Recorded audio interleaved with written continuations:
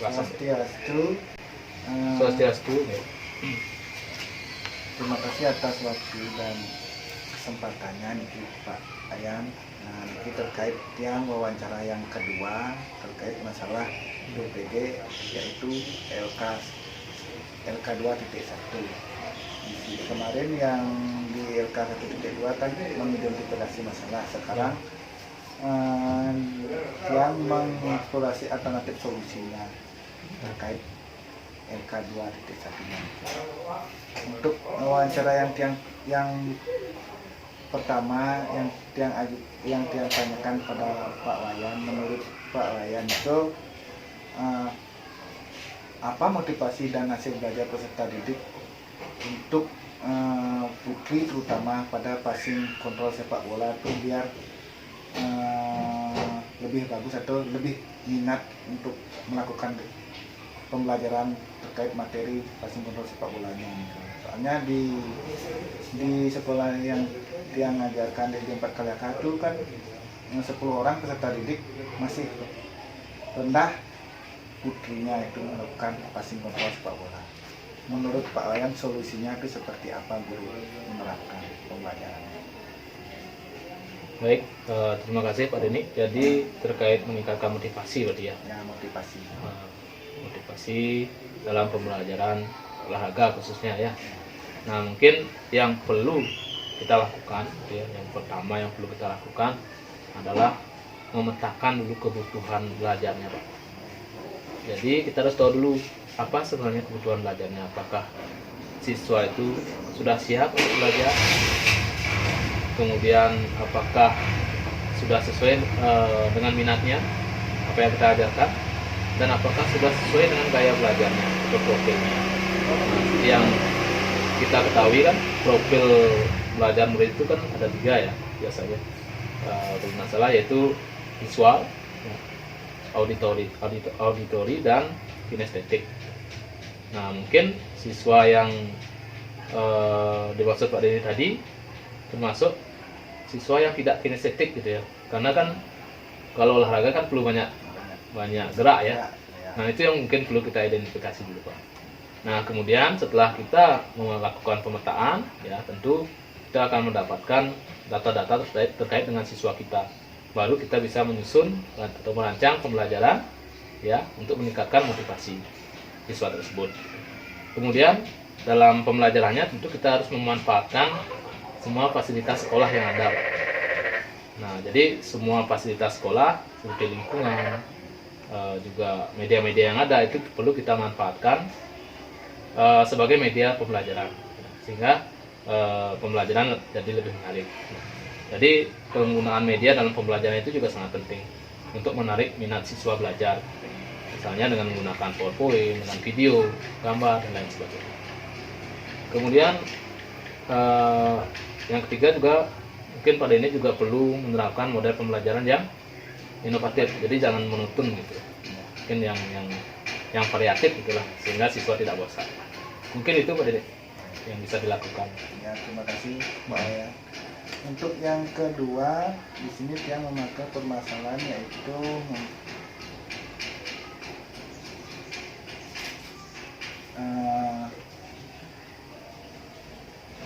terdapat 2 orang peserta didik kelas 5 yang berjumlah 20 orang pada pembelajaran PJOK itu belum lancar membaca. Gimana menurut Pak Oyan solusi alternatifnya Ya, untuk mengatasi peserta didik? baik, terima kasih. Jadi kalau terkait dengan kemampuan membaca, tentu ini terkait dengan kesiapan belajarnya ya. Jadi kalau belum pasti membaca, apalagi menulis juga belum, berarti kesiapan belajar masuk kategori yang belum siap kan gitu ya. Nah, untuk mengatasi ini tentu kita harus melakukan berbagai tindakan ya, atau solusi-solusi yang akan kita lakukan, misalnya dengan mengadakan klinik baca dan tulis gitu ya. Jadi kita berikan perlakuan khusus pada siswa tersebut karena memang lain daripada yang lain gitu ya. Karena memang sudah jauh tertinggal kelas berapa nih, kelas 5. Kelas 5. Apalagi sudah kelas 5 belum bisa membaca ataupun menulis kan sudah kesiapan belajarnya sudah sangat rendah sekali gitu ya. Itu perlu perlakuan khusus kan itu. Kemudian selain itu perlu juga kita komunikasi dan kolaborasi dengan orang tuanya. Nah, tentu lingkungan belajar siswa di rumah tidak bisa lepas dari sekolah gitu. Apalagi siswa itu kan lebih banyak di rumah. Apalagi pada masa pandemi lalu ya, siswa dirumahkan gitu ya. Nah, tentu kita harus menjalin komunikasi, menjalin kerjasama, kolaborasi dengan orang tua. Sehingga tidak hanya di sekolah belajar, di rumah pun perlu juga siswa itu belajar. Kemudian dengan rendahnya kesiapan belajar tadi, gitu ya, kita perlu menerapkan pembelajaran yang berdiferensiasi Pak. Karena siswa tersebut masih kurang dalam membaca, tentu tidak dapat kita mengajar dengan cara yang sama dengan yang sudah lancar, gitu ya. Nah, tentu perlu kita membedakan, misalnya dari segi produk, proses, dan juga materi yang kita sampaikan. Misalnya dari segi produk, kalau misalnya Pak ini memberikan evaluasi karena tidak bisa membaca, menulisnya gimana Pak? Sama ya, kalau misalnya terkait itu ya, kalau tidak bisa baca, tidak bisa nulis. Tentu Pak ini tidak bisa memberikan evaluasi hanya tulis saja Pak. Gitu ya. Mungkin misalnya Pak ini bisa memberikan dengan cara yang lain, misalnya secara lisan. Mungkin secara lisan dia bisa, tapi menuangkan tidak bisa kan. Nah, kemudian misalnya dengan menggambar gitu. Jadi di sana ada diferensiasi produknya. Itu salah satu caranya mungkin Pak, sehingga siswa itu juga bisa mengikuti pembelajaran. Baik, terima kasih Pak Wayan. Untuk yang ketiga di sini yang Tiang angkat yaitu tentang guru belum menggunakan model pembelajaran. Menurut Pak Wayan, alternatif solusinya itu terkait model pembelajaran inovatif sehingga peserta didik kurang aktif dalam mengikuti pembelajaran. Itu solusi Pak Wayan, menurut Pak Wayan gimana terkait permainan passing bola voli? Artinya guru belum menerapkan pembelajaran yang inovatif ya, yang inovatif. Artinya masih biasa gitu ya, yang masih konvensional atau monoton ya. Nah, terkait dengan penerapan model pembelajaran yang inovatif, tentu yang pertama yang harus dilakukan guru adalah belajar dulu Pak. Apa saja yang termasuk model pembelajaran yang inovatif ini? Kita perlu belajar dulu. Kita belajar dulu, kemudian setelah kita tahu teorinya, langkah-langkahnya, dan juga dan kelengkapannya gitu ya. Nah, kita harus berani menerapkan. Kita berani menerapkan kepada siswa kita, ya, sehingga kita tahu efektivitasnya. Apakah dengan menerapkan model ini, model inovatif yang kita terapkan, misalnya PBL ya, Problem Based Learning atau Project Based Learning, apakah berpengaruh terhadap hasil belajar siswa kita atau proses belajarnya, apakah meningkat motivasinya ya. Nah, tentu untuk mengetahui itu kita perlu memerlukan data gitu ya. Mungkin nanti bisa masuk ke PTK Pak Denny. Di awal kita belum menerapkan model PBL misalnya, gimana hasil belajar siswa kita mungkin sebagai nilai prasiklus ya, nilai awal. Nah, setelah kita terapkan, apakah mau meningkat? Mungkin tidak bisa sekali dua kali, mungkin 2 siklus, 4 kali pertemuan misalnya. Nah, baru kita tahu efektivitasnya. Jadi itulah cara-caranya Pak. Jadi pertama kita harus belajar dulu, kemudian terapkan, pilih model pembelajaran yang sekiranya inovatif, sekiranya yang berpihak pada murid, yang berpusat pada murid ya, misalnya tadi PBL, Project Based Learning. Kemudian kita juga perlu mengambil data gitu.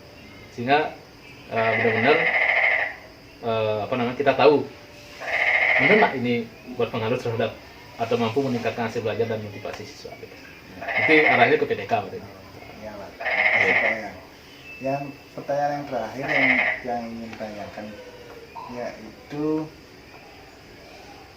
pemanfaatan teknologi dalam pembelajaran PJOK yang masih belum maksimal. Alternatif solusinya menurut Pak Wayan itu seperti apa? Terkait TIK ya.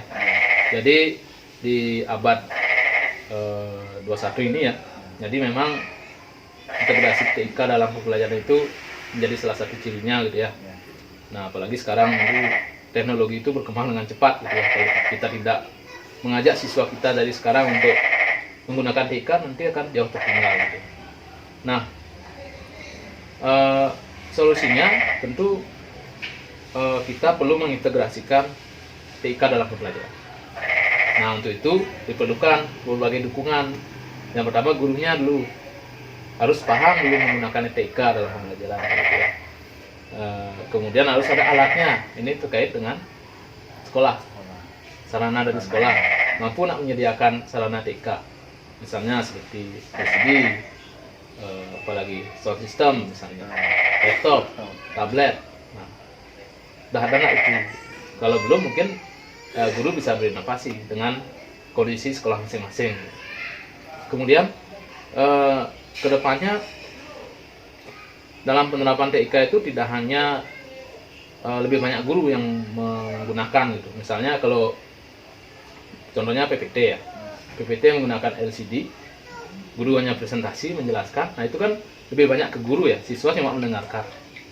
Nah itu masih kalau di pembelajaran kompetensi abad 21 di bagian TIK itu masih level 1.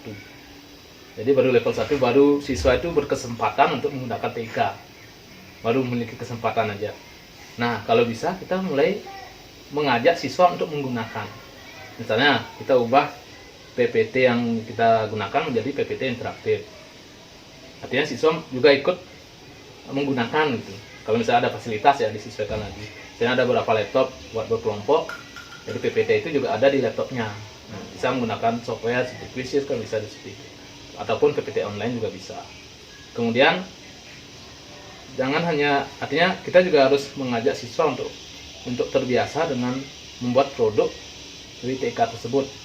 Nah sekarang kan hampir semua siswa bawa HP ya. Mungkin murid pada ini juga sama, sebagian besar apalagi kelas 5 itu biasanya sih sudah punya HP, smartphone ya, yang bisa merekam video ya, membuat postingan di media sosial kan masih bisa ya. Nah kita juga perlu mengajak siswa kita untuk membuat produk digital.